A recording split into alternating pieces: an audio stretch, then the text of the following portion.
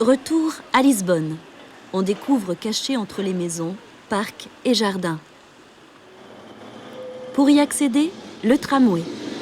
Personne ne résiste à ces antiquités qui se faufilent dans les rues étroites, grimpent au sommet des collines et permettent ainsi d'atteindre des belvédères.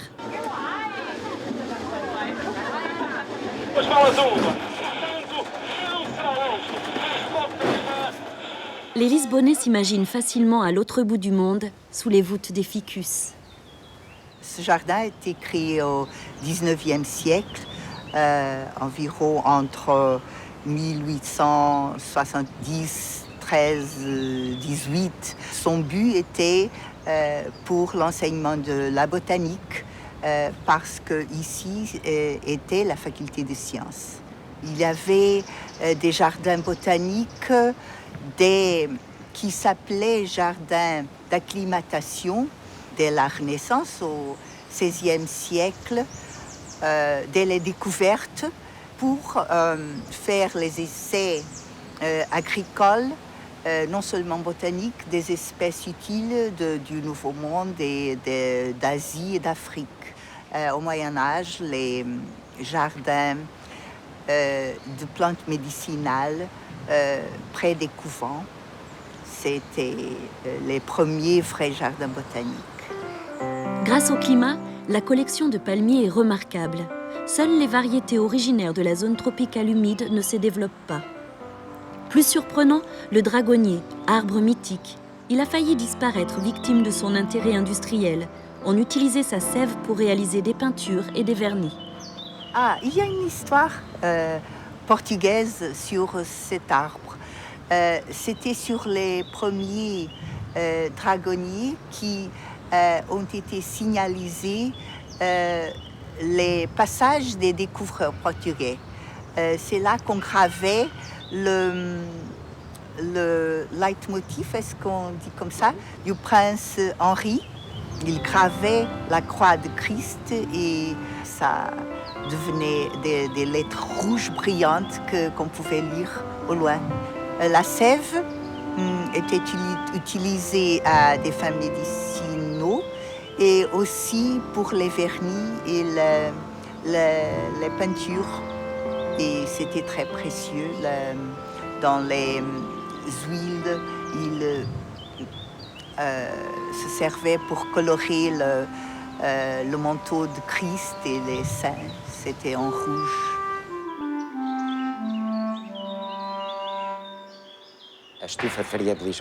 Le jardin d'hiver de Lisbonne est un espace qui, pour ainsi dire, a été créé par hasard.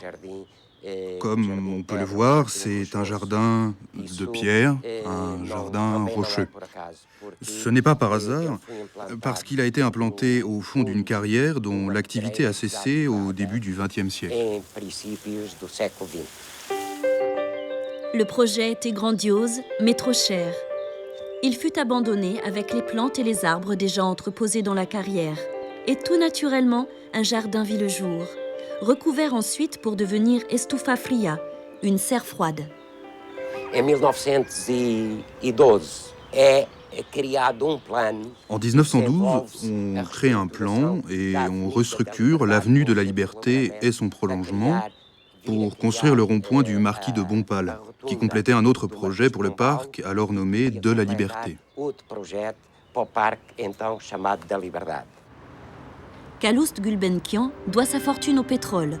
On le surnomme Monsieur 5%. Arménien, il fuit son pays et s'installe à Lisbonne qu'il apprécie. À sa mort, il lègue sa collection d'œuvres et une somme importante pour créer une fondation entourée d'un jardin confié à l'architecte paysagiste portugais Gonzalo Ribeiro Teles.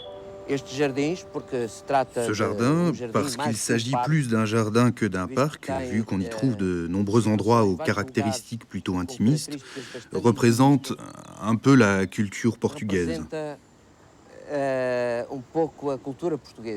Dans cette conception naturaliste, tout est particulièrement travaillé, construit, en cherchant à donner l'impression qu'on a laissé faire la nature.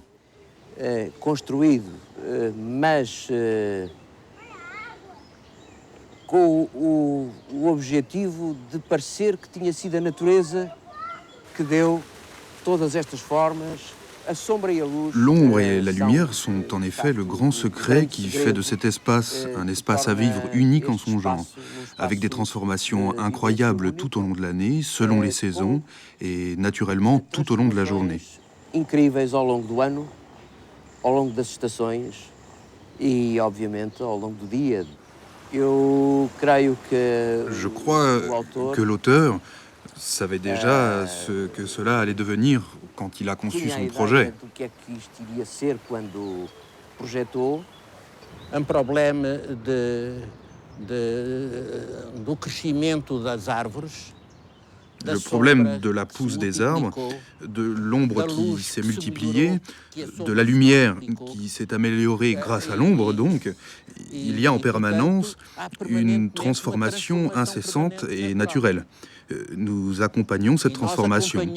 En fait, nous ne forçons pas la nature, nous nous allions à elle.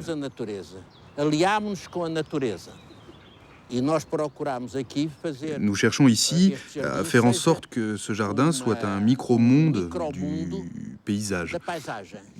paysage de la région, comme tous les jardins portugais. Il s'agit toujours, pour les jardins de protection de l'environnement, de recréation, dans le sens du mot recréer. Nous recréer nous-mêmes et produire. Ce sont les trois choses que l'on trouve dans les jardins au Portugal. Protection de l'environnement, la recréation, recréation et la production. Généralement la production des primeurs.